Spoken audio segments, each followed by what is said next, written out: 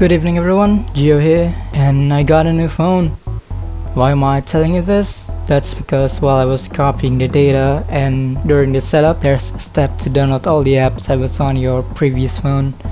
And during that phase, there's also a check mark to download an additional list of apps and games that the phone recommends to you. It's a simple checkbox that you can turn off, but because of a skill issue on my part, I also downloaded that list of additional apps, so I got 17 shovelware games on day 1. Now I'm gonna play them for like 10 minutes, count up the ad and rank them. So first off is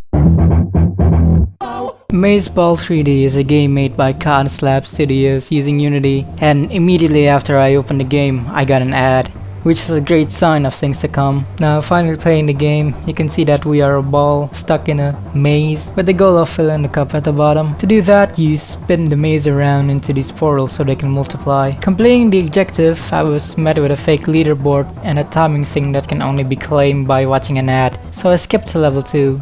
No ads, surprisingly. And level 2 is basically the same as level 1, but I got an ad when going to level 3. Level 3 tries to be different by adding fragmented multipliers, so you can technically get more balls using that route, but it leads to the same results, you'll just have more balls. Level 4 is the same. I just decided to check the store on this level and got an ad when completing it. Level 5 also tries to be different with a penalty block, but losing 15 balls is hardly a penalty against a multiplier. So anyways, this and level 6 are just that, but 7 added an extra step by adding a lock pad, which is very inconsequential. Also, after level 5, I got an ad after every level completion. So at level 10, when I almost win, I quit recording, but we can just add 6 more to the counter. So after 10 minutes and 56 seconds of recording, I ran into 9 ads with an gameplay, and currently holding the most amount of ads at 9. Final rating, 4 out of 10, won't recommend. Royal Match is a game by Dream, and the gameplay is basically Candy Crush on steroids. Like, look at this. Now the point of the game is to collect these stars from the end of each level and build the castle, and possibly more because there's multiple areas and these 2 things that I'm not nearly close enough to unlock. There's also this weird thing called King's Nightmare where you need to create a path to extinguish the fire. But other than that, it's basically just a Candy Crush clone. A pretty good one, I have to admit though. With 14 minutes and 33 seconds of recording, I got 0 ads with a basically Candy Crush gameplay, holding the last place in the ad ranking, and I give it a 7 out of 10. I would recommend. Words of Wonder is a game made by Figo, and it's a simple crossword puzzle game, which is just that, a simple crossword puzzle game that has a generous amount of ads, playing after a couple of levels. The only thing I've noticed that I got Git, which is apparently a derogatory term for someone, and shit as bonus words. So, after 13 minutes and 36 seconds of recording, I got 4 ads, an okay gameplay, and it currently holds the 2nd place in the ad ranking. A nice 6 out of 10. Crackhouse 3D is another game made by KAMURO Studios, and it's bad. Like really bad, as it's your usual runner game, but after every level you would get teleported into this area where you can use your access points to build stuff. I wandered around for a bit until I ran into the castle option, so during my play session that was the goal, to unlock and upgrade it to the max, and after many levels later and many ads, I got the castle to its maximum level, and if you think I'm skipping too much, this is all you do in the game.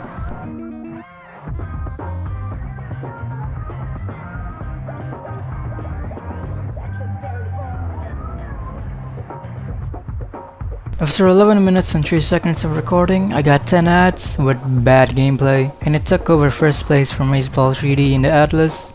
Final rating, 2 out of 10. An extra point was added because of the castle. Dancing Caps, and it's a rhythm game. Luckily it's remade by Cat Meows, but I'm not gonna show any music because the 2nd song from the tracklist is fucking Baby Shark. And there are basically 3 different variants of the song, which is the meow cover, a piano cover, and the actual song. And as you can see, you need to watch an ad to unlock and play them, so after each level is done, you get an ad, which is not exactly an unreasonable thing to do, but the gameplay that you watch those ads for aren't exactly good as well, as it's extremely easy to do.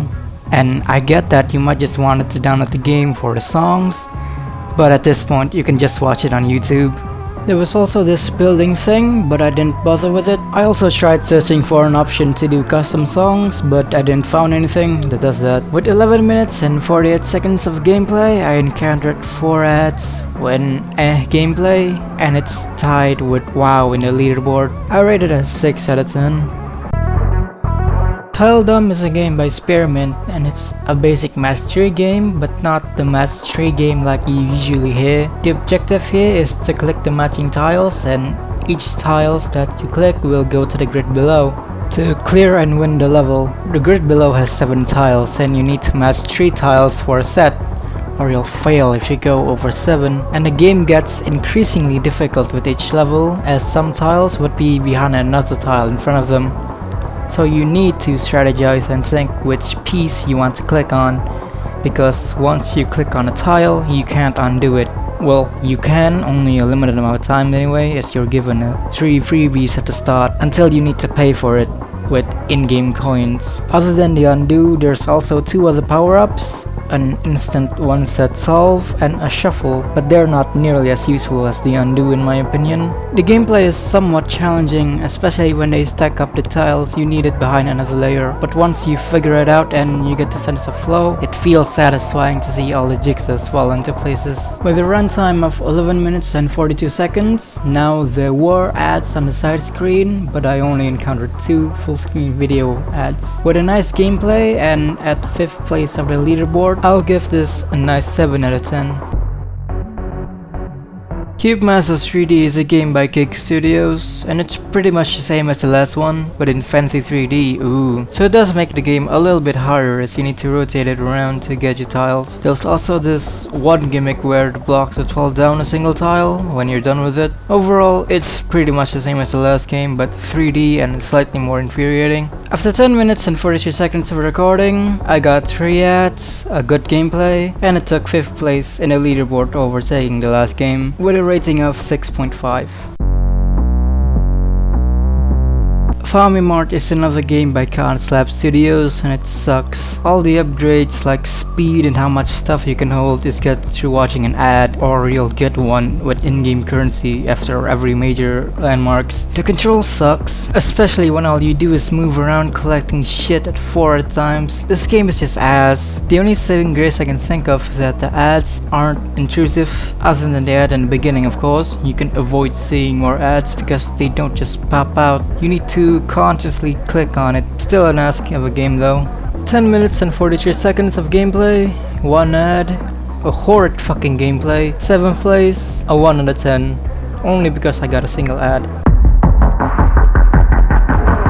Fill the Glass is yet another game by KAMURO Studios, and it's a little more bearable than the last game. It's a draw thing to do thing type of game, and once you see a level, you've basically seen them all. The drawing response is also pretty bad, as you'll constantly get stuck behind the obstacles. You get an ad after every level, and the faces these cups make is something else. You get more stars the less ink or graphite you use, and that's basically it. After 11 minutes and 10 seconds of gameplay, I got 10 ads, so it's tied with Crowd Rush 3D at 2nd place, a meh gameplay, and a rating of 4.5 out of 10. Rolling Twins is another game by Kobe Labs. It's yet another rhythm game, but unlike the Dancing Cats, the music is just the music by default and not the Meow remix. So other than potential copyright, I won't show any music because the second song is fucking Dance Monkey. The gameplay is basically the same as Dancing Cats, but much more easier as you just roll towards the sim crystals. And after completing 1 level, I was greeted by a fucking Huggy Wuggy skin, so you know I need to get it. It also got Axel F by Crazy Frog as an expert level song. It's not relevant, but I thought it was funny. There's also these spiked balls that I assume would let you get a game over, but I didn't waste any time to ram into them. It also turned into Squid Game guards the very next fucking level. I then got the John Plays I'm skin after watching an ad, and I'm gonna make you suffer by playing the ad in its entirety. Uji kecerdasan, tebak-tebakan suara hewan. Suara apakah ini? Keledai. Suara apakah ini? Hiena. Suara apakah ini? Ayam. Beli semua di Shopee. Gratis ongkir.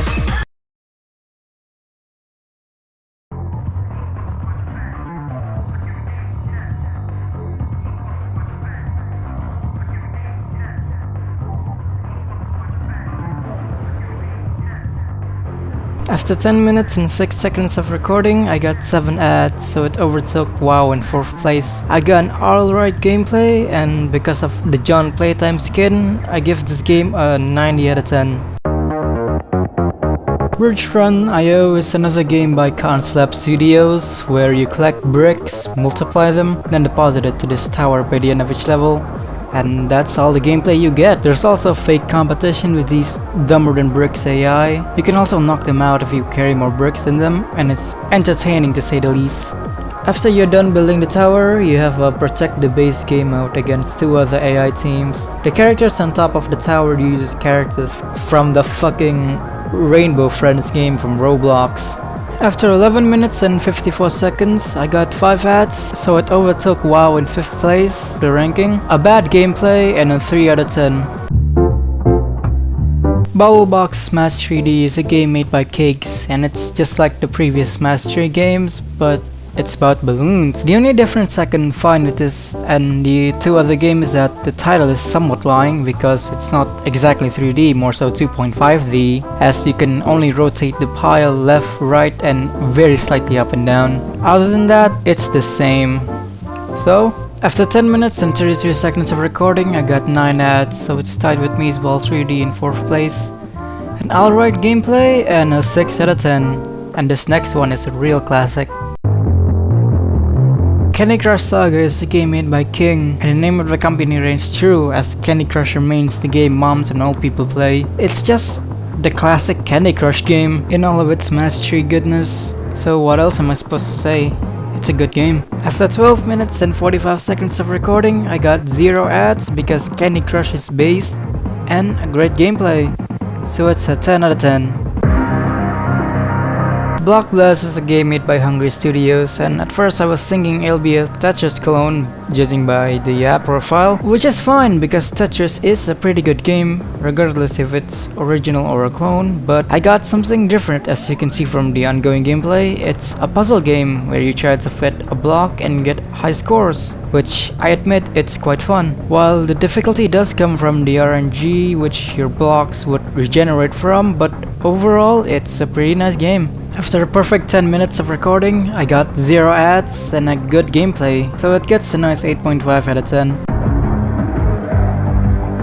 Talman Race Stack is another fucking game by Concept, and it fucking sucks. The control response is shit, everything in this game is shit, and I'm not gonna talk about it further. 10 minutes and 4 seconds, 9 ads, so it took 5th place. Horrid gameplay, so it's a 0 out of 10. Good Smash 3D is another game by Kick Studios, and unlike the balloon one, this is just a 2D game with 3D assets. So you need to match grocery store goods, and one of the most annoying thing in the game is how the items are stacked. Being a 3D asset, the bigger items in the front will block the smaller items in the back, and since you can't move the shelves around, it's slightly more annoying when trying to find the perfect matches. Other than that, it's basically the same. Can't believe my phone recommended 4 different games that are basically the same. After 10 minutes and 28 seconds of recording, I got 7 ads, so it overtook Rolling Twin at 6th place. An okay gameplay, so the rating is 6.5 out of 10. Worm.io Eat 'em All is another fucking game by Conlab Studios. The only good or different thing of this game from the rest is that it's the first to be in landscape, but it's basically just Lizard.io but way worse. I cannot stress how much worse the game is, either by gameplay or performance. The worm moves super slow even with the speed rush thing, and the lag is insane, just look at this.